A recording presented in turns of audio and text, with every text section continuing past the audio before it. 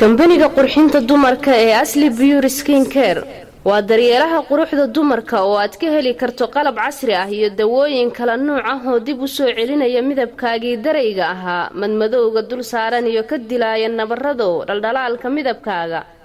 durba liisha ka dhigaya haddaad dadabgalaysaan ama aad casuumad leedahay dumar quruxdiisu waa daryeel ee inta aad da'yar tahay haddayicin jirkaaga ku dadaal dawooyinka iyo kariimada originaalka ah oo ay tayo sare ku soo saartay kambaniga Asli Beauty Skin Care deeqaluula oo ah milkiilaha kambaniga Asli Beauty Skin Care waxa idiin soo saartay Asli Beauty One oo ay ku jiraan fitamiino iyo borotiino badan oo dumarka isticmaalay kiimikalka dhibaato gaarsiisay dib ugu soo celinaya labayntii uu wajigoodu lahaa iyo sidoo kale shaambo iyo nafaqo loogu talagalay timaha daata ama jajaba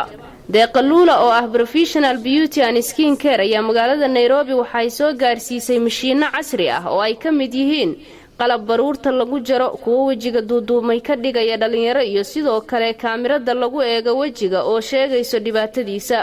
xarunta kambaniga deeqaluula Asli Beauty Skin Care ee magaalada Nairobi waxaa laga furay townka daarta Al Yusra agagaarka Jamia Mosque xarunta kalena waxa ay ku taalaa daarta ganacsiga Madiina Mall ee xaafadda Islii sidoo kale kambaniga deeqaluula Asli Beauty Skin Care waxa ay xarumo kale kaaga furtay magaalooyinka Muqdisho wadada Maka Al Mukarrama u dhow Hotel Wehliye Hargeysa Oriental dhinaciisa waqooyi iyo Garowe daarta City Center dhexdeeda kambaniga qurxinta dumarka ee deeqaluula waxa ay si sharci ah uga diiwaan gashan tahay wadanka Ingiriiska wixii faahfaahin intaasi dheerna kala xiriir ciwaanada iyo taleefanada shaashada kaaga muuqda